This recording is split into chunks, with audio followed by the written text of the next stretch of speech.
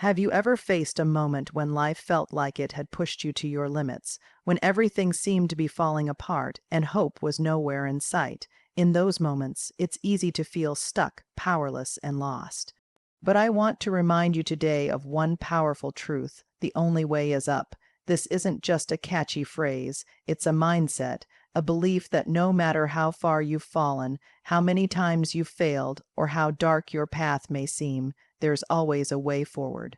Because when you hit the bottom, the good news is there's nowhere to go but up. Progress starts the moment you refuse to stay down.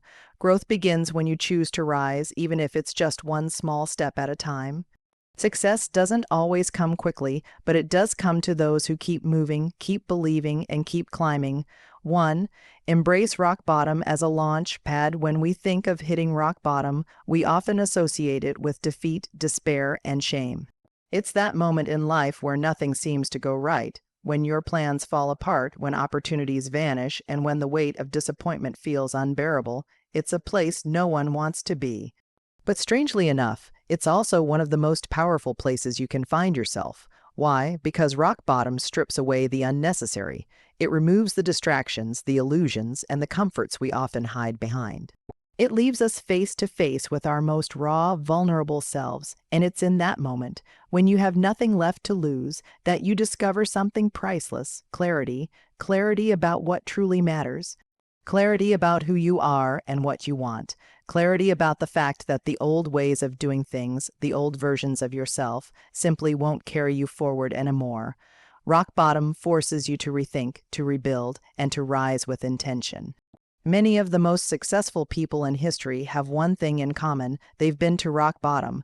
They've felt the sting of failure, the silence of rejection, the burden of being overlooked or underestimated. And yet, they use that pain not as an excuse to stay down, but as a platform to launch upward. Think of rock bottom like the ground before a jump. You bend low not to stay there, but to gather power, to gather strength for a greater leap. The deeper the bend, the higher the rise, and once you realize that, something shifts inside you. You begin to see your struggles not as roadblocks, but as preparation. You stop asking, "Why is this happening to me?" and start asking, "What can I build from this?" In fact, there's a certain freedom that comes with hitting the bottom. You're no longer weighed down by expectations or trapped by the fear of falling, because you've already fallen. The only direction left is up. And that realization is incredibly liberating. It gives you permission to dream again, to rebuild without the pressure of perfection, and to choose a path that truly aligns with who you are becoming. So instead of fearing rock bottom, embrace it, use it. Let it be the solid ground you push off from, the foundation for a stronger, wiser, more resilient version of yourself. Because in that place where everything seems to fall apart, that's often where the most powerful comebacks begin.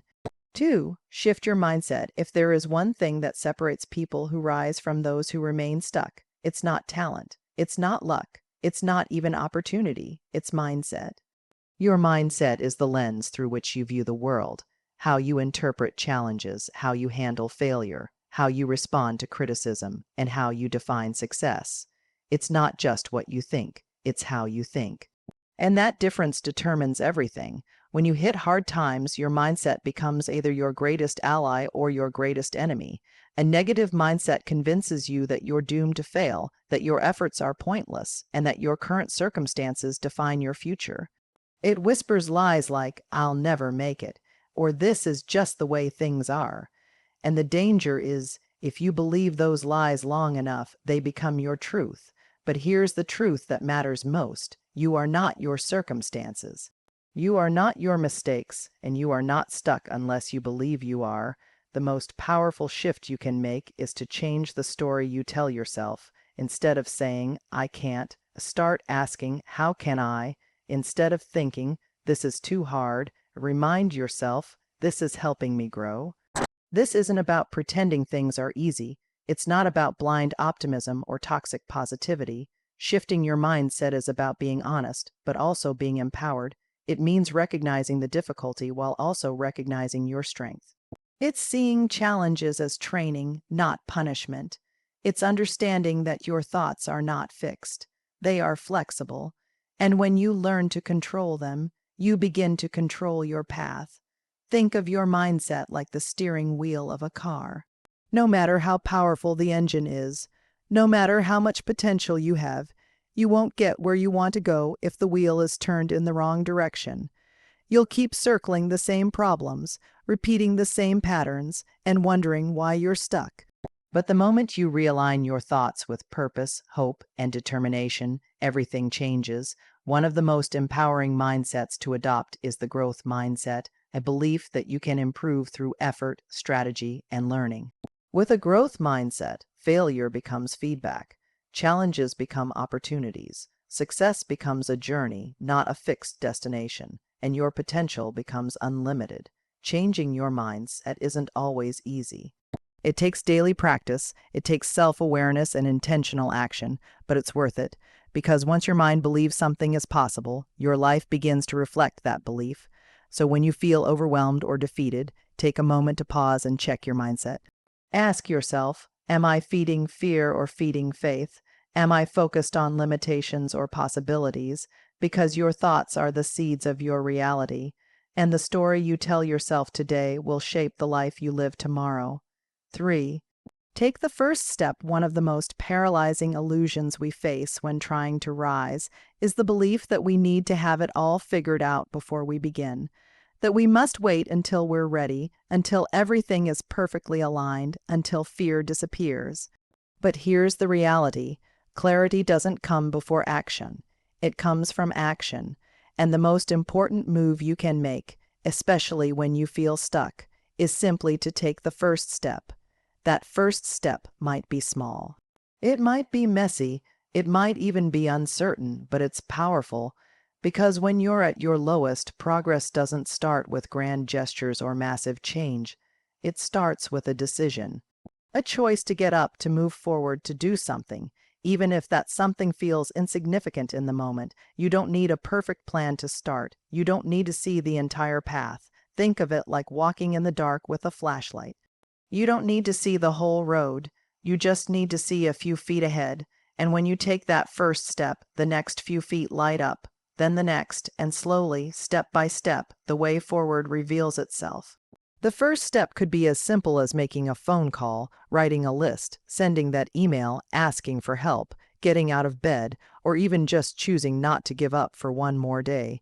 These small beginnings might not feel dramatic, but they create momentum. And momentum is everything. Once you're in motion, things begin to shift, the fog begins to lift, and your confidence begins to grow. There's also a psychological power in taking that initial action. It breaks inertia. It disrupts the voice in your head that says, I can't. Because once you've taken even one step, you've proven that you can. You've shown yourself that you're not as stuck as you thought. You've taken control back from fear and doubt, and you've reclaimed your agency. And yes, the first step may come with resistance, fear of failure, fear of judgment, fear of making the wrong choice. All of these are common, but here's the secret. Taking action doesn't eliminate fear, it builds courage. The more you move, the smaller fear becomes. You learn by doing, you grow by trying. No one ever climbs a mountain in one leap. It's one step, then another, then another. Progress is made in inches before it becomes miles. And often that very first inch, just the choice to start, is the most courageous act of all. So ask yourself, what's one small step I can take today, not tomorrow, not next week, today? Because progress isn't about waiting for the perfect moment. It's about creating momentum out of imperfect ones. And once you've taken that step, you're no longer where you were. You've changed your position. You've begun the climb. 4. Learn from setbacks. Setbacks are not signs of failure. They're signals for learning, growth, and redirection. Yet, so often when we stumble, we internalize the experience as defeat. We tell ourselves, I wasn't good enough, or I knew this wouldn't work. But here's the truth. Setbacks are not the end of the road. They are part of the road. Every path worth walking is paved with difficulty. Every great success story has chapters filled with missteps, losses, and hard lessons. What defines people who rise isn't that they avoid setbacks, it's that they respond to them differently. They don't allow a closed door to become a dead end. Instead, they ask, what is this trying to teach me? Because in every setback, there is something valuable to uncover, a lesson, a correction, a deeper understanding, or even a hidden strength you didn't know you had. Think about how we learn as children. We fall before we walk. We make mistakes before we speak fluently. We stumble through trial and error. And yet, somewhere along the way, we start to believe that mistakes are something to be ashamed of instead of what they've always been, a natural and essential part of growth. In reality, a setback is feedback.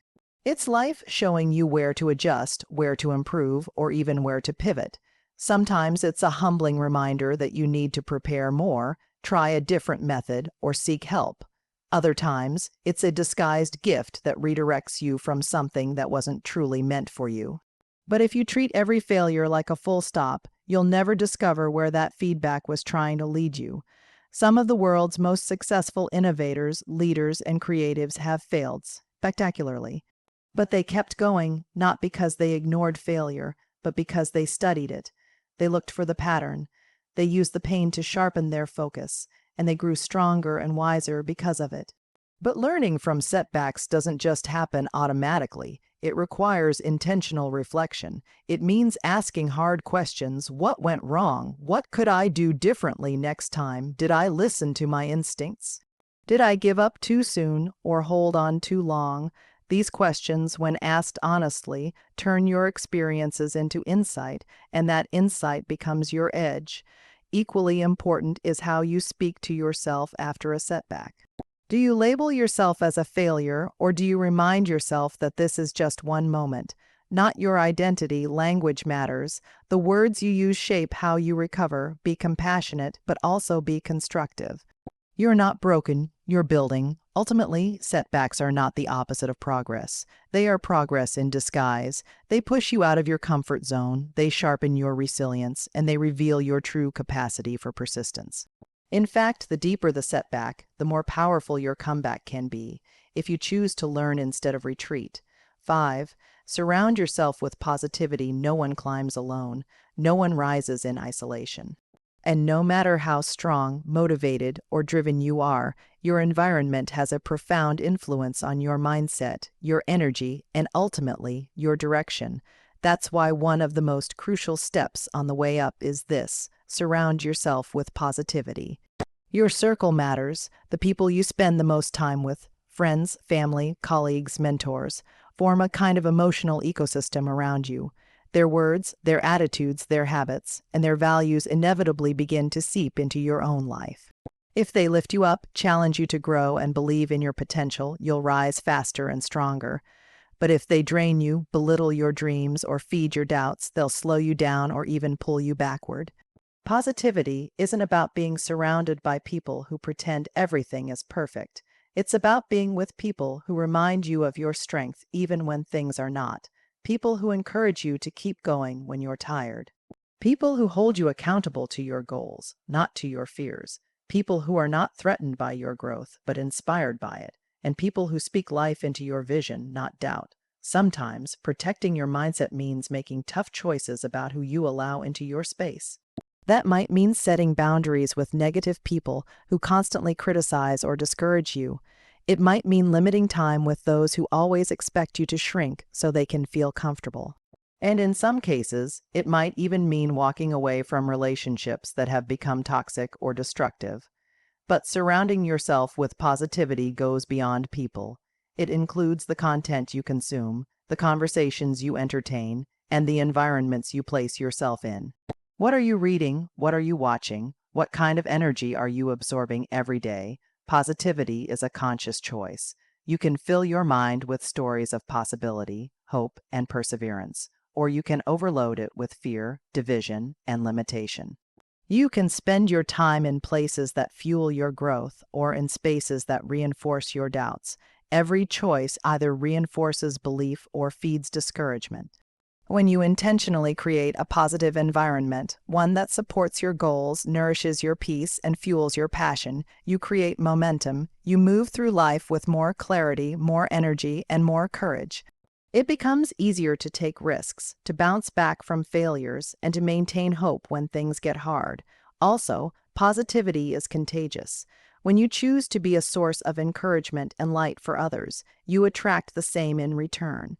You start building a community, a tribe of people who are also climbing, also growing, also reaching higher. Together, you sharpen each other, you push each other, you rise together. So look around, take inventory of the energy in your life. Who's cheering for you? Who's challenging you? Who's feeding your vision? And who's starving it? Because the climb is tough enough as it is. Don't carry the extra weight of negativity. Surround yourself with voices that say, "You've got this," even when you feel like you don't.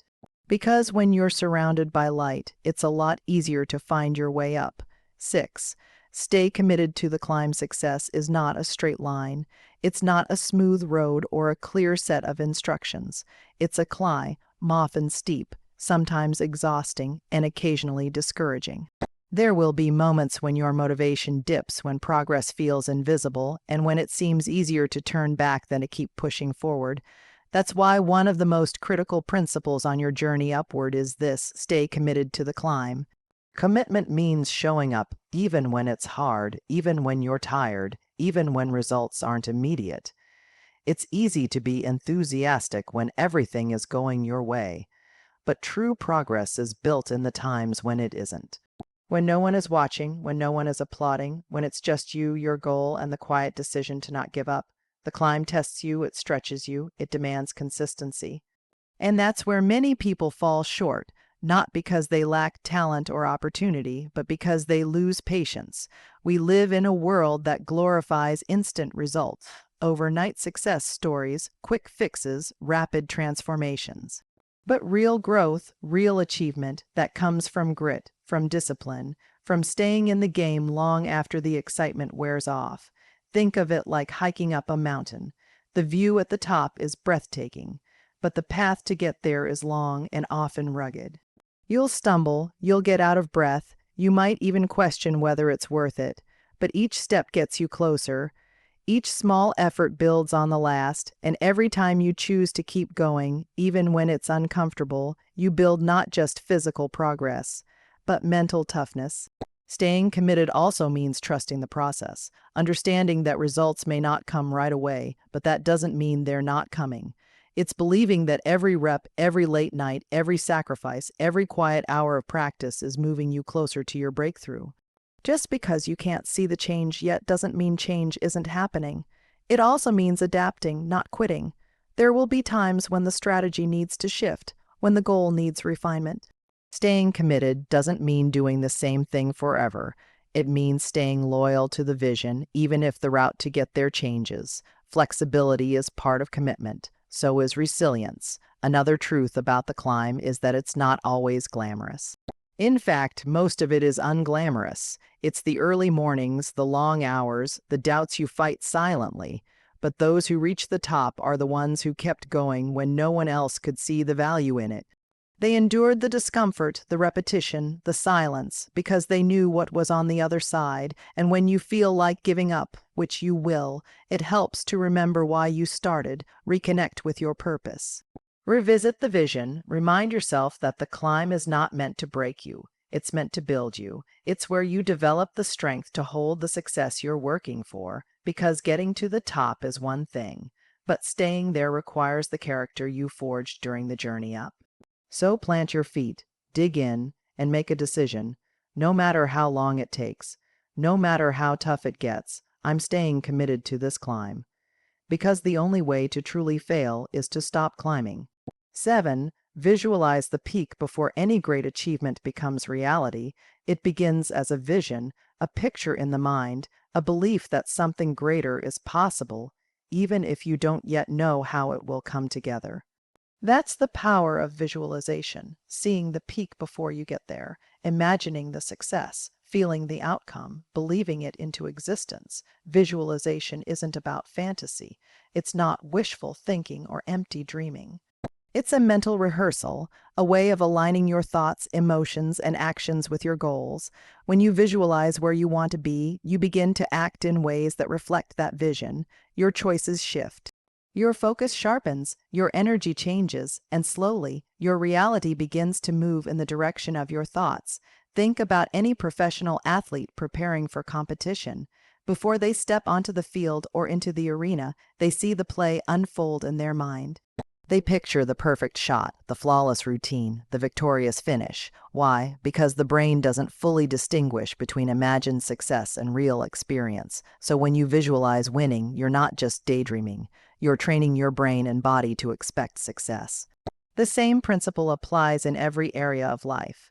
Whether you're building a career, healing from a loss, creating something new, or rebuilding after failure, visualization gives you a North Star, a reason to keep climbing. A sense of where you're headed, even when the current terrain is rough and unclear. When you see the peak, when you feel it vividly and specifically, you give yourself something to move toward, and that forward pull is powerful. It's what gets you up in the morning. It's what helps you say no to distractions. It's what keeps you going when the results are still invisible, because somewhere deep inside you already know where you're going.